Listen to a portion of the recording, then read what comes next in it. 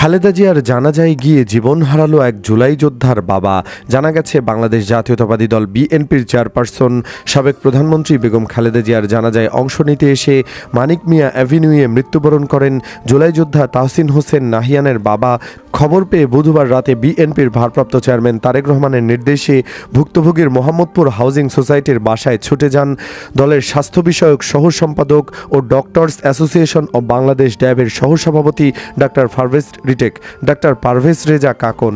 এ সময় তিনি মরহুমের দুই ভাই মুশফিকুর রহমান এবং বাহাদুরের সঙ্গে কথা বলেন এবং শোক সন্তপ্ত পরিবারের সদস্যদের প্রতি তারেক রহমানের সহানুভূতি পৌঁছে দেন।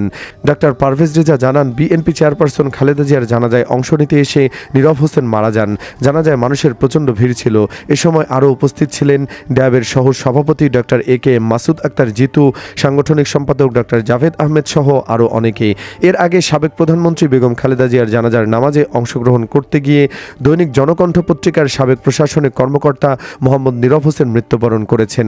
গতকাল তার আকস্মিক মৃত্যুতে গ্রামের বাড়িতে শোকের ছায়া নেমে এসেছে।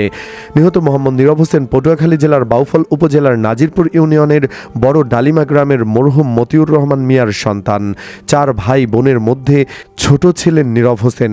নীরব হোসেনের বড় ভাই মোহাম্মদ বাহাদুর হোসেন জানান, বেগম খালেদা জিয়ার জানাজার নামাজে অংশগ্রহণ করতে নীরব হোসেন ও তার এক বন্ধু জাতীয় সংসদ ভবন এলাকায় যান। এক পর্যায়ে মানুষের ভিড়ে তিনি অসুস্থ হয়ে মাটিতে লুটিয়ে পড়েন এবং পরে হাসপাতালে নিলে চিকিৎসকরা তাকে মৃত ঘোষণা করেন। জানা গেছে, নীরব হোসেন এক ছেলে ও এক মেয়ের জনক। তার ছেলে তাহসিন হোসেন নাহিয়ান 15, মোহাম্মদপুর সরকারি মাধ্যমিক বিদ্যালয়ে 10ম শ্রেণীর শিক্ষার্থী। জুলাই অভ্যুত্থানে গুলিবিদ্ধ হয়েছিলেন তাহসিন। সম্প্রতি সরকার তাকে চিকিৎসার জন্য থাইল্যান্ডে পাঠিয়ে চিকিৎসার ব্যবস্থা করায়। দর্শক, জীবন হারানো নীরব হোসেনের পরিবারকে কি মূল্যায়ন করবে বিএনপি? এ নিয়ে আপনার মন্তব্য জানিয়ে দিন কমেন্ট বক্সে।